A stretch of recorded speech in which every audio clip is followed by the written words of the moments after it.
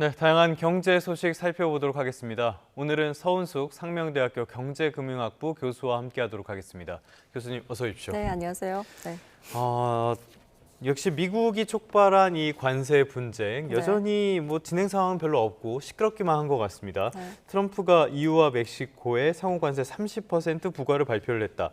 지금까지 상황을 보면은 적대국들에는 오히려 뒤로 물러서는 모습을 보이고요. 동맹국 우호국 쪽에 오히려 강한 이런 관세를 부과하는 모습. 이런 것들은 뭘로 봐야 됩니까? 일단 이제 트럼프 행정부의 관세 부과 전략을 우리가 이제 한번 보면은 지금까지 계속 반복적으로 봐왔지만 일단 그 전형적으로 압박과 협상 이걸 계속 반복하는 이걸 통해 가지고 목표를 달성하겠다라고 하는 의지를 굉장히 강하게 지금 이제 보여주고 있는 거잖아요. 그래서 그러니까 EU와 멕시코에 대한 30%의 이제 고율 관세의 경우도 협상력을 좀 높이고 그다음에 더 많은 양보를 끌어내기 위해서 굉장히 이제 강하게 그 처음부터 이렇게 전략을 이제 쓰고 있는 것 같은데요. 특히 이제 협상 시한을 굉장히 짧게 잡았잖아요. 8월 1일부터 시행하겠다. 그래서 이게 이제 긴장감을 굉장히 높이는 전략이거든요. 그러면서 상대국이 이제 미국의 요구를 이제 받아들이도록 좀 유도하는 전략을 좀 쓰고 있고요. 그러니까 이게 협상 테이블에 앉아 있는 아까 얘기한 것처럼 우호국가들에게 좀 직접적인 압박을 가하는 방식이잖아요. 그래서 굉장히 공격적인 저 양상을 띠고 있다라고 우리가 볼 수가 있고, 그러니까 협상이 진행되면 진행될수록 더 높은 압박을 통해서 유리한 조건을 좀 얻어내겠다라고 하는 우리 흔히 말하는 벼랑 끝 전술을 지금 사용하고 있는 것으로 보이는데요. 이게 왜 이렇게 EU와 멕시코에도 이렇게 할까라고 우리가 한번 목적을 생각을 해보면은. 이 트럼프의 기본 전략주의 중 하나가 다자주의 협상을 좀 지향을 하고 그다음에 개별 협상을 원하잖아요. 그러면서 이제 협상력을 좀 극대화하는 게 이제 트럼프의 전략 중에 하나라고 볼 수가 있는데 EU는 대표적으로 우리가 흔히 말하는 다자적 협상 파트너란 말이에요. 그러니까 개별 회원국들이 굉장히 다양하게 있잖아요. 그래서 회원국들 간의 좀 분열을 유도해서 각각 개별 협상을 좀 얻어내도록 압박하는 그러한 전략을 선호를 합니다. 그래서 이제 이렇게 했을 때 원하는 바는 뭐 명확하죠. 계속 반복했지만 보호무역주의의 결과 본인들의 제조업을 보호하고 그다음에 실업률을 줄이겠다라고 하는 게 굉장히 이제 크죠. 그래서 특히 이제 멕시코 같은 경우에는 자동차 산업으로서 미국의 굉장히 중요한 파트너 중에 하나란 말이에요. 근데 높은 관세를 매기는 이유 중에 하나가 멕시코에서 미국으로 이제 수출되는 제품의 비용을 결국은 높이게 되는 거죠. 근데 이렇게 되면은 미국 기업이 공급망을 국내로 이제 이전해라라고 하는 게 굉장히 강하고요. 그래서 미국 내에 좀 생산을 확대하도록 압박하는 그러한 전략으로 볼 수가 있습니다. 그는 이제 명확하게 그 전략을 유도하기 위해서 지금 멕시코에는 그렇게 하고 있는 거고요.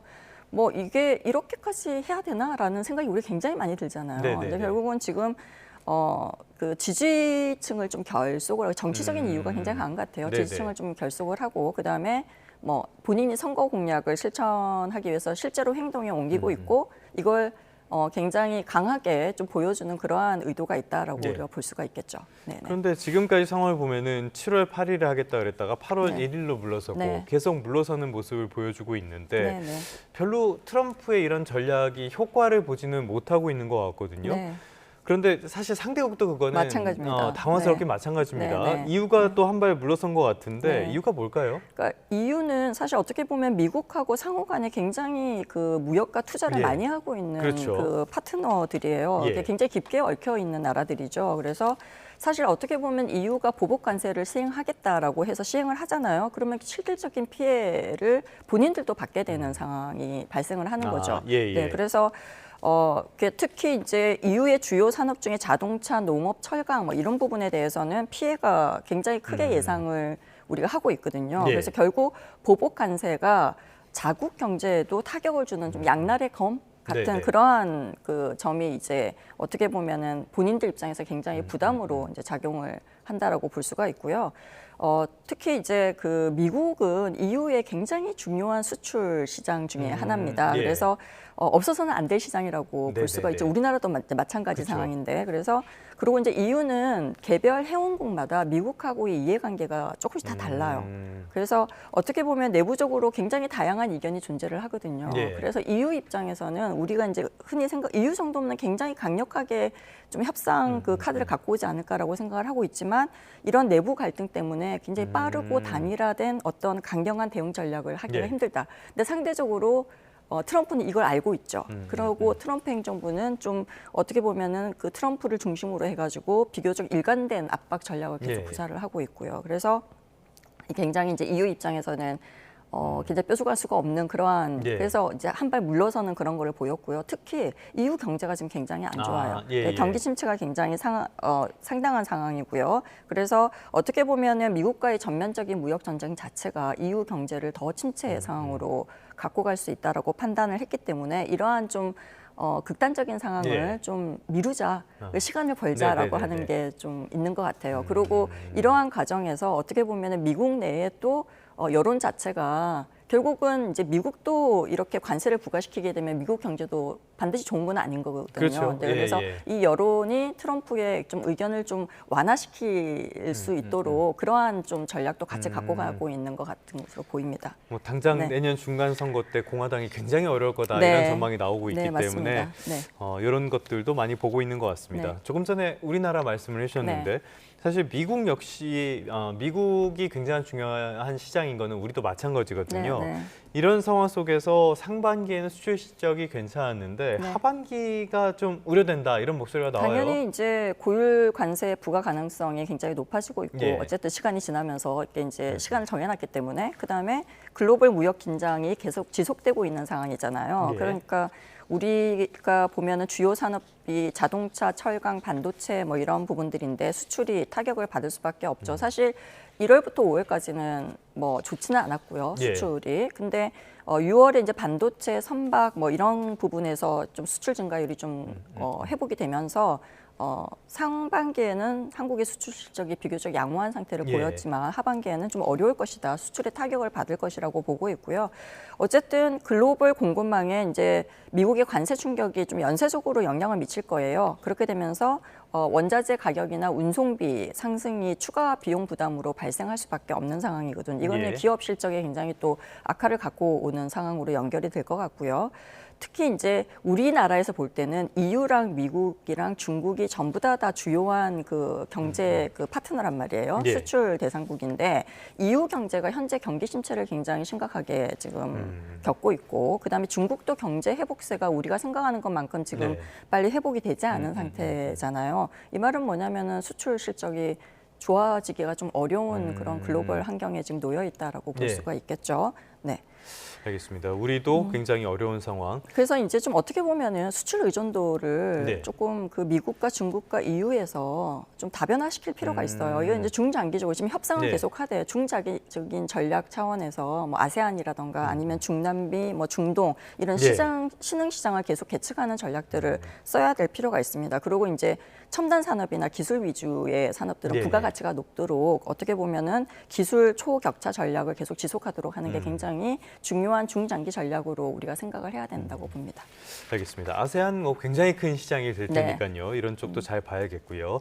이번에는 국내 시장 상황 한번 보도록 할까요? 네. 최근에 국내 시장 분위기는 굉장히 좋습니다. 네. 3,100선도 넘어서고 네. 분위기는 좋은데 이런 상황 속에서 공매도 잔액이 많이 늘어나고 있다고 해요. 네. 이거는 어떤 의미로 봐야 될까요? 우리가 이제 공매도가 뭔지를 한번 봐야 네. 되는데요. 공매도는 투자자가 주식을 보유하고 있지 않은 상태에서 일단 주식을 빌려가지고 매도를 먼저 하고요. 예. 그다음에 이후에 주가가 하락하게 되면은 주식을 다시 사서 갚는 투자 기법입니다. 예, 예. 간단히 말해서 이제 이러한 전략을 쓰는 이유는 주가 하락을 예상하기 때문이거든요. 네. 주가 하락 시에 이제 수익을 내기 위한 거래 방식이죠.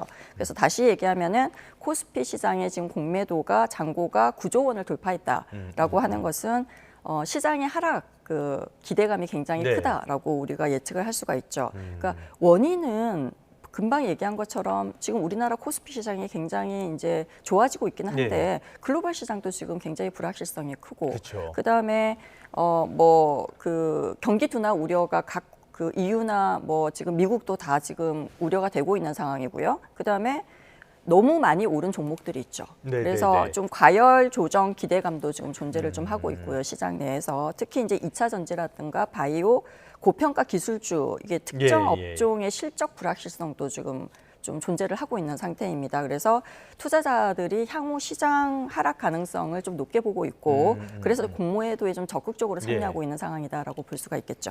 단기에 너무 오르다 보니까 그런 목소리가 나오는 것 같긴 한데 여전히 뭐 방향성 자체는 좋은 방향성으로 가고 있긴 하고요. JP모건 같은 경우에는 코스피가 5천까지 갈 수 있다 이런 전망도 내놓기도 했고요.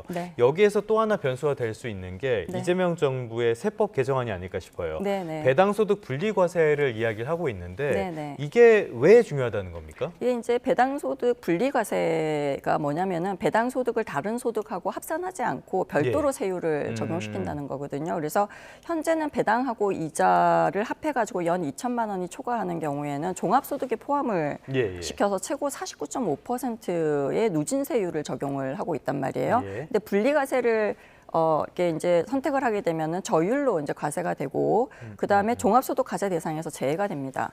이게 자본시장 활성화와 투자 유도를 위해서 이제 선택한 그 정책이라고 볼 수가 있고요. 좀 긍정적인 효과가 기대가 되고 있기는 하지만 또 한편으로는 어떻게 보면은 과세 형평성 차원에서 부자 감세 논란, 이 발생할 수도 있고요. 그게 이제 뭐 아까 얘기한 것처럼 특히 이제 배당 3억 원 초과 구간에서는 최대 27.5%까지 감세 효과가 발생하거든요. 그러다 보니까 고소득, 뭐 대주주에게 혜택이 좀 집중되는 거 아니냐라는 우려가 있어요. 그래서 정부 입장에서는 이게 이제 투자 활성화와 결국은 장기적으로 봤을 때 경제 성장을 촉진시키는 굉장히 중요한 그 시장 주식시장이 자금을 조달하는 그 통로이기 때문에 그런 부분에서 중요한 역할을 좀 강조를 하면서 얘기를 설득할 필요가 좀 있다라고 보여집니다. 역시 부자 감세, 세수 감소 이런 문제가 있을 것 같네요. 자, 끝으로 이거 하나만 살펴보도록 하겠습니다.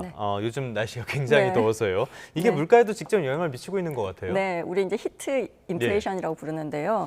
그러니까 이제 폭염 등 이제 기후 변화가 농축산물 가격을 올린다는 의미로 이제 히트 인플레이션이라고 부르고요. 한국은행 보고서에 따르면은 사실 기온이 1도 정도 오르게 되면은 농산물 가격이 평균 0.4에서 0.5%포인트 오른다라고 하는 보고도 지금 되고 있거든요. 그래서 이번 폭염의 영향이 결코 가볍지 않을 것이다라고 하는 거고요. 그러니까 폭염하고 장마로 인해서 일단 이게 좀 굉장히 심하다라고 하면은 나타나는 현상 중에 하나가 농산물 출하량이 줄어들 수밖에 없고요. 이제 공급이 줄어드는 거죠. 그 다음에 특히 이제 초복이 있었잖아요. 그 수요 증가로 닭고기 등의 수요가 굉장히 커지기 때문에 이제 수요가 커지다 보면 또 가격이 급등할 수밖에 없는 상황이잖아요. 그래서 이게 이제 매해 그 기후 변화로 인해서 좀 반복되는 그러한 상황이 아닐까라고 생각이 듭니다. 그래서 결국은 이제 이러한 폭염이나 이런 상황 때문에 이제 물류나 유통 비용이 증가를 하게 되고 이전부터 이러한 문제 때문에 기존에 이제 우리가 비축 재고를 좀 해놨거든요. 이것도 굉장히 우리가 예상하지 못했던 더 더운 현상 때문에 이게 소진이 굉장히 빠르게 나타나면서 가격 상승이 좀 가속화되었다라고 우리가 볼 수가 있죠.